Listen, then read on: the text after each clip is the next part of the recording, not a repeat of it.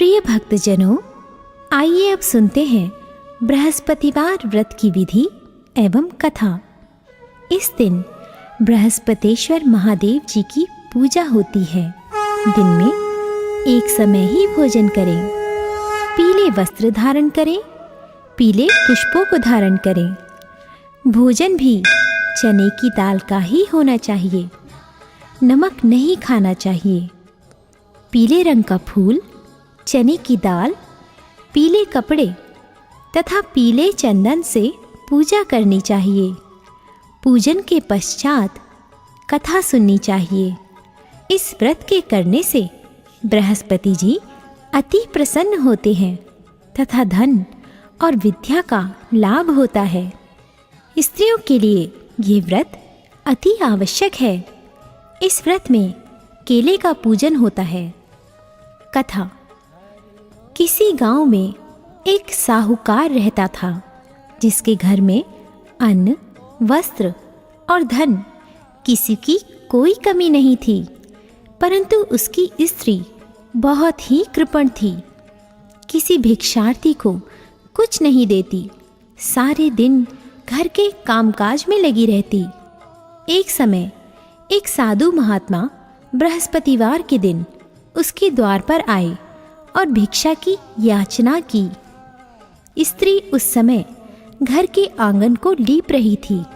इस कारण साधु महाराज से कहने लगी कि महाराज, इस समय तो मैं घर लीप रही हूँ, आपको कुछ नहीं दे सकती, फिर किसी अवकाश के समय आना। साधु महात्मा खाली हाथ चले गए। कुछ दिन के पश्चात वही साधु महाराज आए, उसी तरह भिक्षा मांगी। साहूकारनी उस समय लड़के को खिला रही थी। कहने लगी, महाराज, मैं क्या करूं, अवकाश नहीं है, इसलिए आपको भिक्षा नहीं दे सकती। तीसरी बार महात्मा आए तो उसने उन्हें उसी तरह से टालना चाहा, परंतु महात्मा जी कहने लगे कि यदि तुमको बिल्कुल ही अवकाश हो जाए तो मुझको भिक्षा दोगी? साहूकारनी कहने लगी कि हाँ महाराज, यदि ऐसा हो जाए तो आपकी बड़ी कृपा होगी। साधु महात्मा जी कहने लगे कि अच्छा, मैं एक उपाय बताता हूँ। तुम बृहस्पतिवार को दिन चढ़ने पर उठो और सारे घर में झाड़ू लगाकर कूड़ा एक कोने में जमा कर दो। घर में चौका इत्यादि मत लगाओ। फिर स्नान आदि करके घर वालों से कहो उस दिन सब हजामत अवश्य बनवाए। रसोई बनाकर चूल्हे के पीछे रखा करो, सामने नहीं। सायंकाल को अंधेरा होने के बाद दीपक जलाओ तथा बृहस्पतिवार को पीले वस्त्र मत धारण करो। ना पीले रंग की चीज़ों का भोजन ग्रहण करो। यदि ऐसा करोगी तो तुमको घर का कोई काम नहीं करना पड़ेगा। साहूकारनी ने ऐसा ही किया।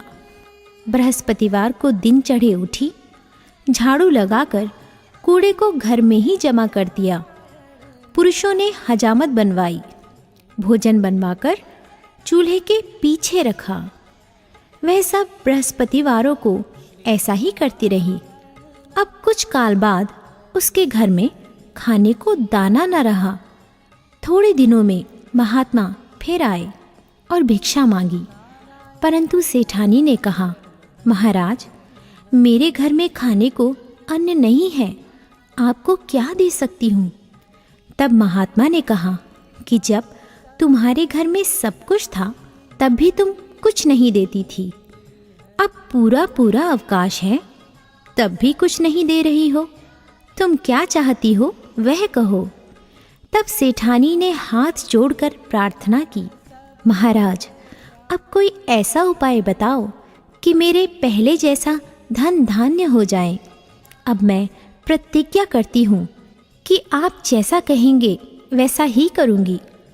तब महात्मा जी ने कहा, बृहस्पतिवार को प्रातःकाल उठकर स्नानादि से निवृत्त होकर घर को गौ के गोबर से लीपो तथा घर के पुरुष हजामत ना बनवाए।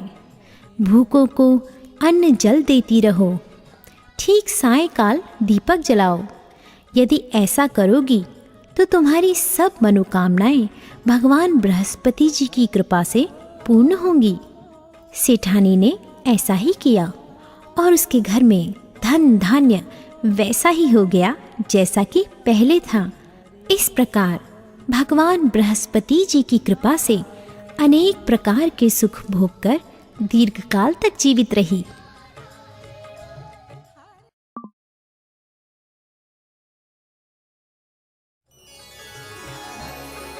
प्रिय भक्तजनों, आइए अब सुनते हैं बृहस्पतिवार की दूसरी कथा। एक दिन इंद्र बड़े अहंकार से अपने सिंहासन पर बैठे थे और बहुत से देवता, ऋषि, गंधर्व, किन्नर आदि सभी सभा में उपस्थित थे। जिस समय बृहस्पति जी वहाँ पर आए तो सबके सब उनके सम्मान के लिए खड़े हो गए, परंतु इंद्र गर्व के मारे खड़ा ना हुआ, यद्यपि वह सदैव उनका आदर किया करता था। बृहस्पति जी अपना अनादर समझते हुए वहाँ से उठकर चले गए। तब इंद्र को बड़ा शोक हुआ कि देखो, मैंने गुरुजी का अनादर कर दिया, मुझसे बड़ी भारी भूल हो गई। गुरुजी के आशीर्वाद से ही मुझको यह वैभव मिला है। उनके क्रोध से यह सब नष्ट हो जाएगा, इसलिए उनके पास जाकर उनसे क्षमा मांगनी चाहिए, जिससे उनका क्रोध शांत हो जाए और मेरा कल्याण हो। ऐसा विचार कर इंद्र उनके स्थान पर गए। जब बृहस्पति जी ने अपने योग बल से यह जान लिया कि इंद्र क्षमा मांगने के लिए आ रहा है, तब क्रोधवश उनसे भेंट करना उचित ना समझकर अंतर्ध्यान हो गए। जब इंद्र ने बृहस्पति जी को घर पर न देखा, तब निराश होकर लौट आए। जब दैत्यों के राजा वृषवर्मा को यह समाचार विदित हुआ तो उसने अपने गुरु शुक्राचार्य की आज्ञा से इंद्रपुरी को चारों तरफ से घेर लिया। गुरु की कृपा न होने के कारण देवता हारने व मार खाने लगे। तब उन्होंने ब्रह्मा जी को विनयपूर्वक सब वृतांत सुनाया और कहा कि महाराज, दैत्यों से किसी प्रकार हमें बचाइए। तब ब्रह्मा जी कहने लगे कि तुमने बड़ा अपराध किया है, जो गुरुदेव को क्रोधित किया। अब तुम्हारा कल्याण इसी में हो सकता है।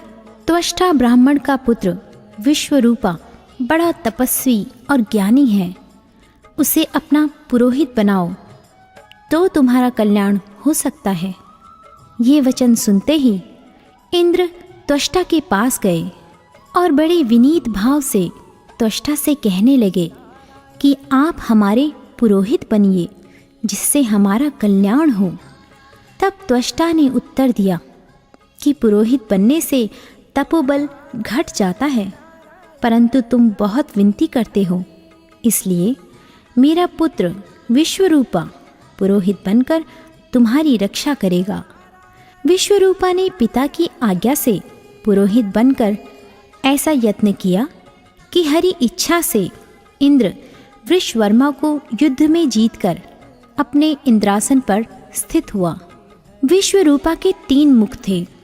एक मुख से वह सोमपल्ली लता का रस निकाल पीते थे, दूसरे मुख से वह मदिरा पीते और तीसरे मुख से अन्नादि भोजन करते। इंद्र ने कुछ दिनों उपरांत कहा कि मैं आपकी कृपा से यज्ञ करना चाहता हूँ।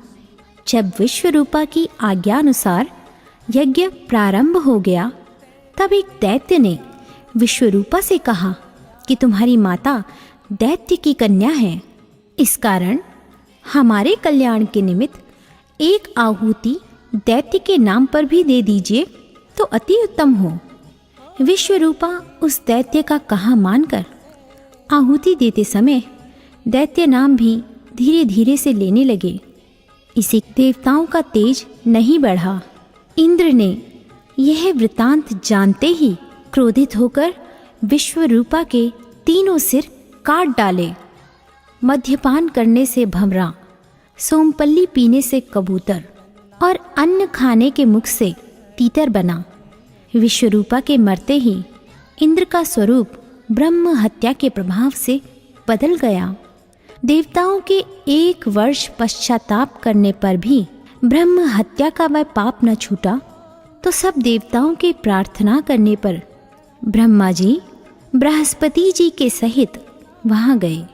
उस ब्रह्म हत्या के 4 भाग किए, उनमें से 1 भाग पृथ्वी को दिया। इसी कारण कहीं कहीं धरती ऊंची नीची और बीज बोने के लायक भी नहीं होती।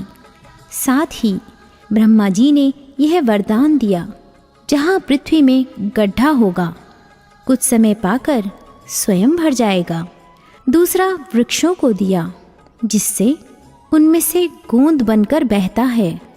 इस कारण गूगल के अतिरिक्त सब गोंद अशुद्ध समझे जाते हैं। वृक्षों को यह वरदान दिया कि ऊपर से सूख जाने पर जड़ फिर फूट जाती है।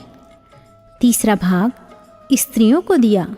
इसी कारण स्त्रियां हर महीने रजस्वला होकर पहले दिन चांडालनी, दूसरे दिन ब्रह्मघातिनी, तीसरे दिन धोबिन के समान रहकर चौथे दिन शुद्ध होती हैं और संतान प्राप्ति का उनको वरदान दिया।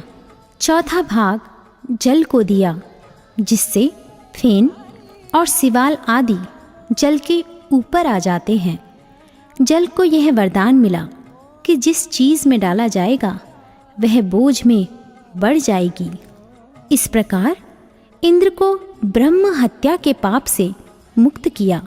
जो मनुष्य इस कथा को पढ़ता या सुनता है, उसके सब पाप बृहस्पति जी महाराज की कृपा से नष्ट होते हैं।